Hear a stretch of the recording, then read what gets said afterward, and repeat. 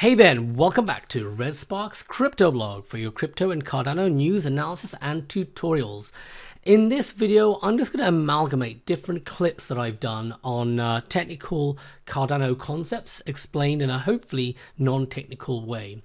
So this video will be good if you are new to the Cardano ecosystem and are thinking about becoming a Cardano developer. This should give you some very basic prerequisite knowledge.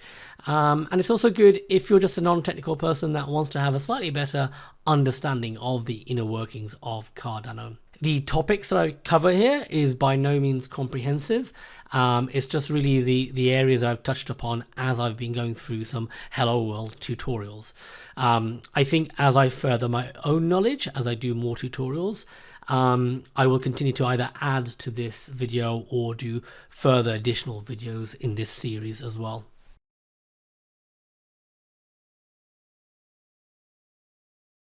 Okay, so let me give a quick overview of DSLs, domain-specific languages in Cardano.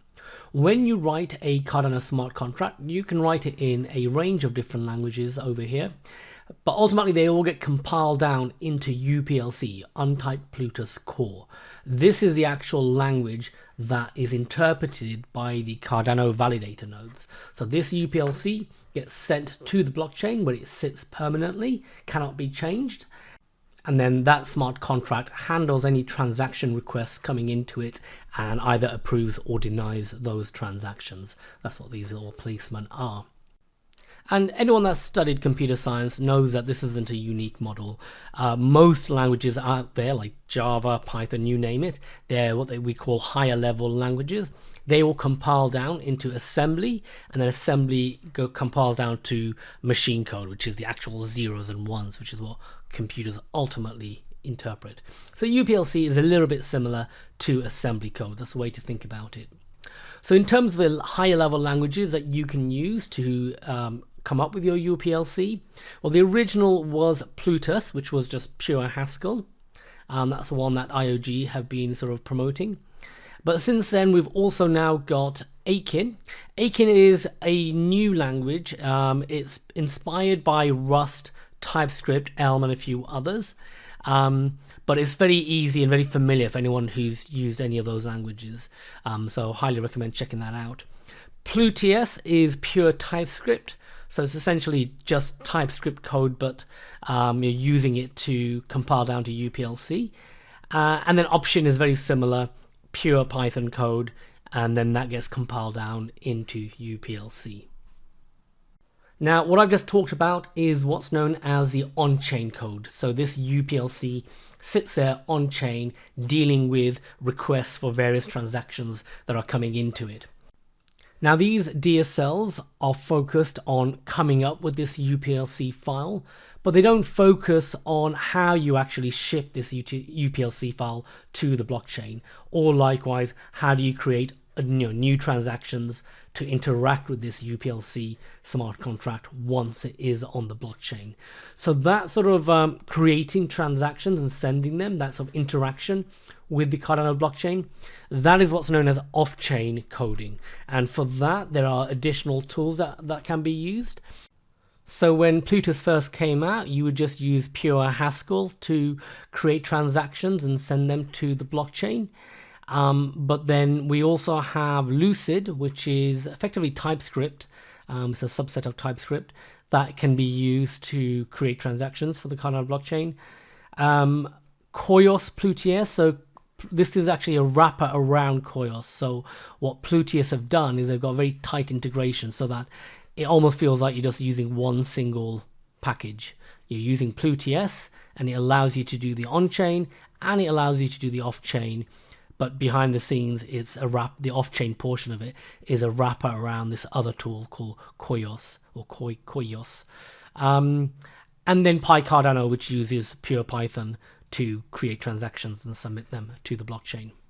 So yeah, over time, I expect the distinction between the two to blur a lot more. In fact, they already are, where a lot of these tools are just baked into the DSL. So you can do everything from the one sort of language. Okay.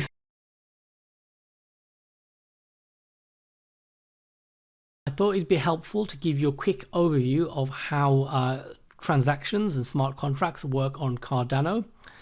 So if you imagine you're using your favorite DEX and you want to transfer one token for another, the front end of your DEX will be the transaction builder. It will convert your instruction into a transaction that the Cardano blockchain can understand, and then that transaction would get submitted to a stake pool, and that stake pool will take your instruction, but before it carries out your instruction to move funds around, it has to check whether what you're asking it to do is actually allowed. Now, should it be doing what you're asking it to do? It's not going to know, obviously, by itself. What it does is it refers to the script or the smart contract, aka the validator that you have referenced in the transaction. And it's saying to the validator, here you go, here is a transaction that somebody wants to carry out. Can you tell me whether or not I should process this?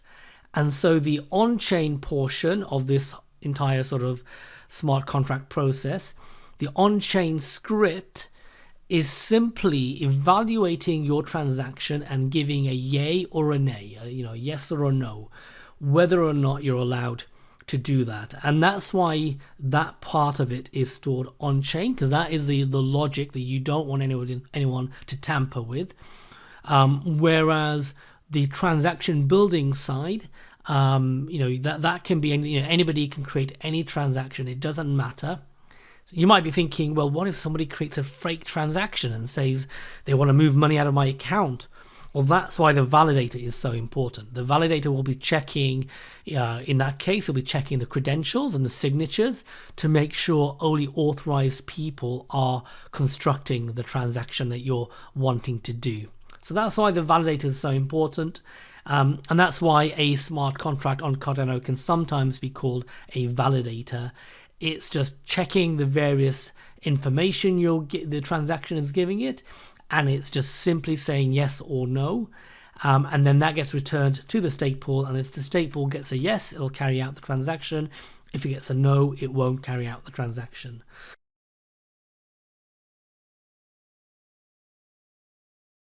Okay, so when you create a script and you hash it up, as we said earlier, that hash is effectively the script address. That script address is the same as any other Cardano address, just like your own wallet where you can hold ADA in there and hold tokens in there. Your script address can also hold effectively UTXOs in it, which is what ADA essentially is pieces of UTXOs. So your script address is just like any other address, and it can hold one or more UTXOs in it.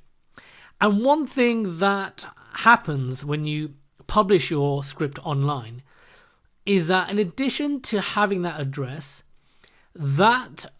will hold a special token, a special UTXO known as the reference script. In other words, it's just another UTXO like any other, but the data contained within it is actually the script that generated that script, the script address. And that way, anyone that needs to look up the actual validator logic, the logic that we defined earlier, can go to that reference script UTXO to get the script logic. It doesn't have to be shared between people on some other server somewhere. It is on the blockchain as a UTXO. And you can then confirm that that reference script is correct. It relates to the script address that you're seeing it in, because of the fact that if you hash the reference script, you should get back to the same script address. So that's one way of knowing. What else? Oh, so each of these UTXOs, they can contain data, the datum. When a script is receiving UTXOs, when UTXOs coming in to the script address, it doesn't do any validation checks. It will accept anything that comes into it. It doesn't care. It's only when any of these UTXOs try and escape, or you try and withdraw the UTXOs, does the validator logic of the script kick into action. And that's the point where the datum, the data stored within the UTXO, will be looked at. and it'll be put, validated against the script logic and made use of there. So just want to put that picture in your head before we continue. Hopefully that made sense, and hopefully the next step of what I'm going to talk about will also make sense. Actually, that model I just talked about with that special UTXO that holds the script, that all came about through SIP33 reference script. So highly recommend reading that. Gives you a better understanding of the rationale behind it and how it works. So yeah, do have a read of that.